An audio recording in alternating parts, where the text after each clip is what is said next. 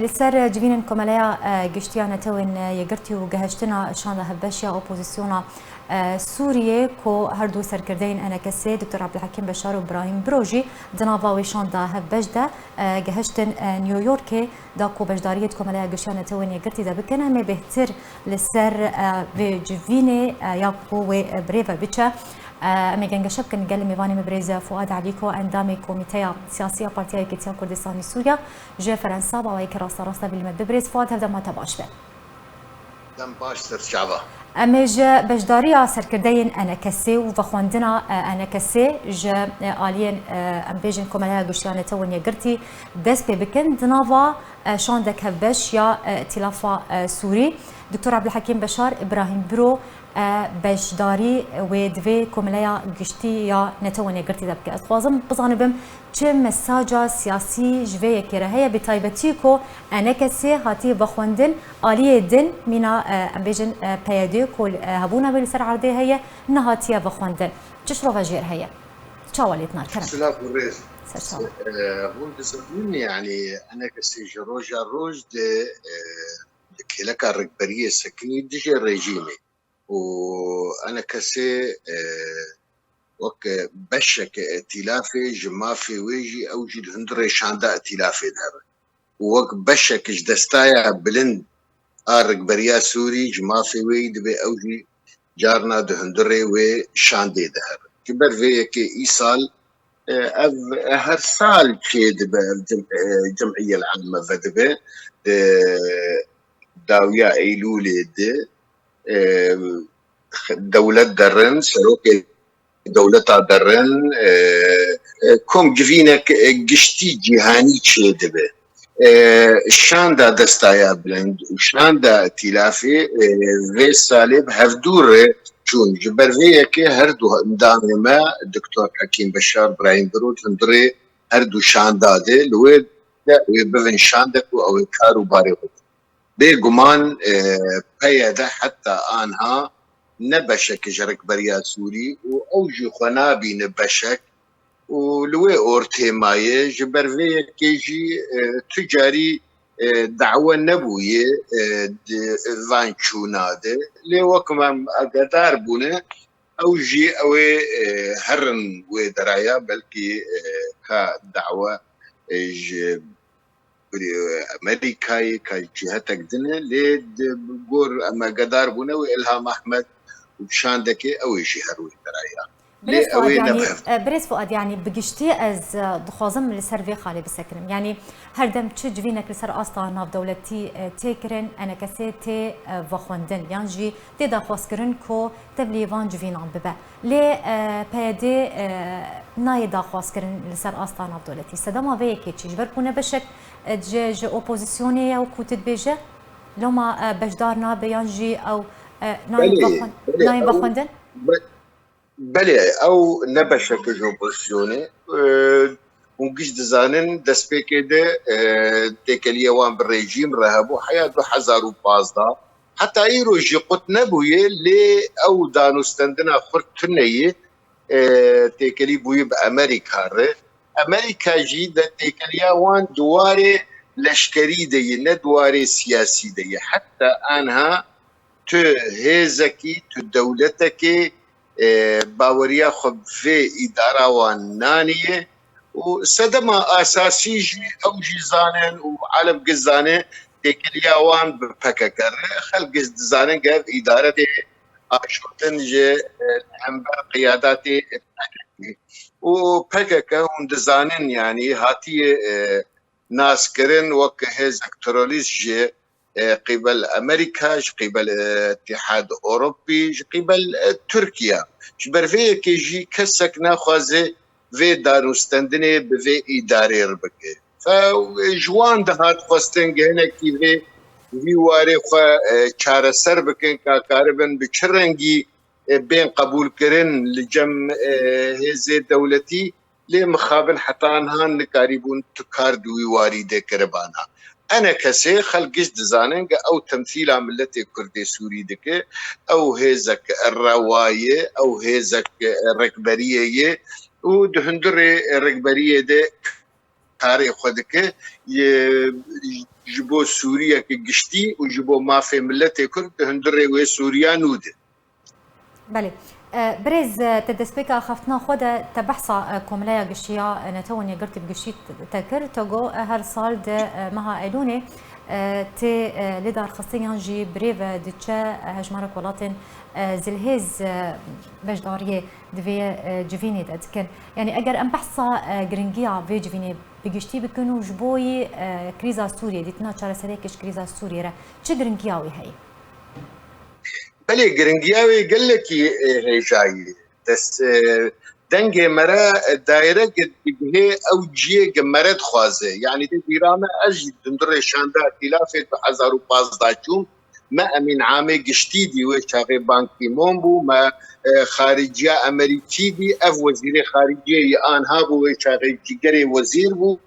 وما قال لك سروكي وزيره ديتن ما سروكي فرنسا دي ما قال لك خل ديتن ما برسگريكا سوري لبرواندا تاني وما برسگريكا كرديجي شروفه ذكر حتى تي بيرامه وقتاقا ام بشاندا امريكي رونشتن وك تلاف امريكيه تشوبون بيغم جوان ربيجن تشوبون مترجمه كي كرد جمراني بون المنهفالي مقش بعربي زانن وبانجليزي زانن تشوبون مترجمه كي كرد كي عراقي اني بو جمر دبيجه اجبو تهاتمه او جبوك باوريا وان بي ممكن هفالي ما ترجمه ده قوتني مو وك هي نبيجن فقال لك مهتم ببرسغريكا كردي يعني نمونه ما اني يبرد خازن جده في كردا برسغريكا كردي ببيزن وشاره سرياوي بچرنگي به فقال لك جرينجي وقت فان هده الرياده بلكي زيدي 20 دولة ببينن چه سروك وزير بن چه وزير درم بن چه سروك كومار بن وفيا اف درفتا سالي جاركتي غرك امرا ج دست خو برنده ودباور يامده حوالي ما او كاركي باش بكن دفيواري دفان هدريه واش بريز فؤاد تدبجا جرينجيا وي هم لسر اصلا سوريا بقشتي ولسر اصلا روجافاي كردستاني بزغريكا كردي بتايبتي وهبه هر سال تيلي دار خصم بريفا ديتشا ببجربونا ولاتين ديلهيزوكم من دسبيكي من جوت تجي تجوت سال 2015 تبجدار بو دنافا شاندا تيلافي دا ونقل اميداري قشتي ونقل سروك وزير بربرسيارين أوروبي هونجف يعني دماكو بحثا بيجن دوسيا سوريا يانجي دوزا كردي تكرم بتشرنجي تي جنجا شكرين هالويستا وانشي برسف تشي بتشرنجي جبرتش ام بيجن كريزا سوريا ناي چاره سر كرم تبي جرينجي افي كوملايا قشتي بتايبتي اگر بحثاوي يعني دسبيك او قشت دخازن قداري بكن دسبيكي للروشا سوري بقشتي قداري دكن دور ديفيجن كان روشا كردي چيه وشاغي ايجا مرا دا اخف سر برسگريكا كردي اما چار سرياوي ندستي واندي چار سري برسگريكا سوري بوي چار سريا كي دولتي بتيبت دبيت دسبيكي امريكا وتركيا قريبكن لسرفي چار سريا ودور ايجا اف دولتي نزیکی پرسگریکا سورینه او دناف پرسگریکا سوری دنه وک ایران وک ترکی وک اسرائیل وک دولت عربی افانا قش دوی رونشتنا بکن قاربين شارسرية كيف بينن فالروشة سوري جدست خلكي سوري دركتية دسبيكاوي دفي أمريكا وروسيا قاربين بجهن هفدو ولسروي بهونن وكاري خبكن ويشاغي ويشارسري كيف أما أفشونانا قافك باشي شروفد ببرسغريكا سوري ولسرتي سكناندن وقهدار دكن ودبيرد نابينا هفدود جي قال لك كار دبي لسر چار سر کرنا پرسگريكا سوري بلكي اي سال بيتر وان اف مها چو بيتر هردو مهي چون بيتر گفتگو دبي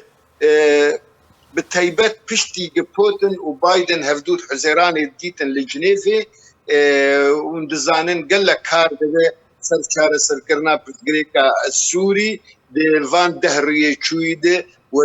سەرۆکی وەزیری ئیسرائیلی چوو مۆسکۆ، بەشار ئەسەد چوو مۆسکۆ، ئەوەی ئەردۆغان هەر مۆسکۆ د باوەریامەدە ئەدبێم ئەمریکا و رووسیا گەهاشتنە هەنێک تشتا د چارەسەرکردنێدە ئەمما نەک دەستێڤانێک مەرە بوان ڕوونێ چارەسەرکردن لێ دەستێکیشە گرێدایی پرسگرێکە سووری دەستێوان دەگێ ئەو جێ رازی بوونە هەرگی دەگەڕن وەک دەولەت خودی بەرژەوەندن و لەگۆر بەرژەوەندیە خۆشی گاوێ خۆدا. باش تدبێژە چارەسەریە کریزا سووریێ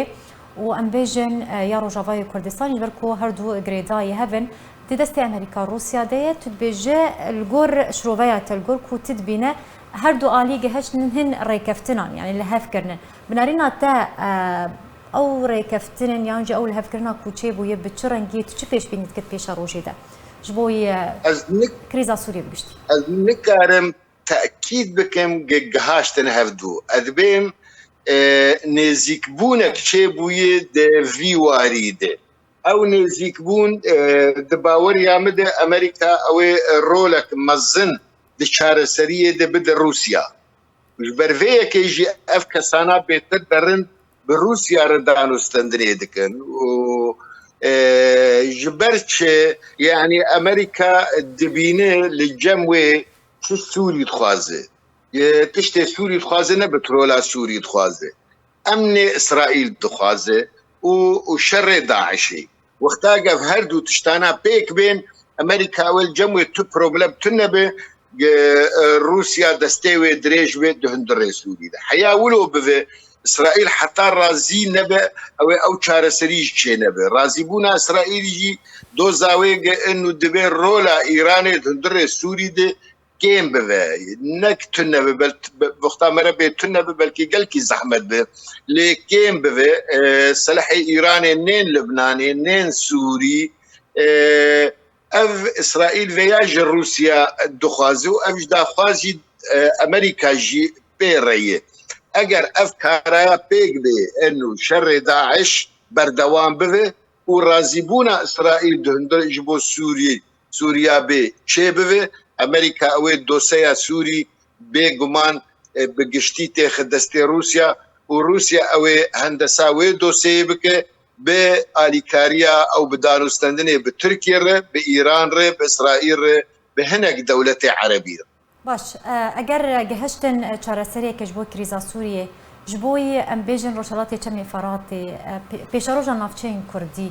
و bi çi rengî be tu çi pêşbînîtke?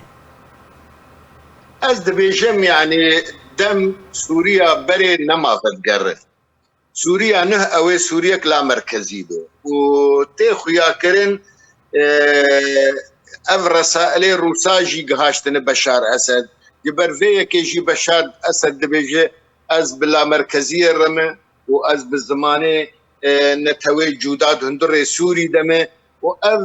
ne ev tiştî nehbû ji Beşar Esed lê bi nisbet Rûsa ev di hundirê destûra reşbeleka destûra Rûsî a geda asîtana di 2016 de. Rûs li ser wê ya kar dikin û ewaya ew ê hinek mafê Kurda pêk bê bêguman wek bawerî bi hebûna wan bawerî bi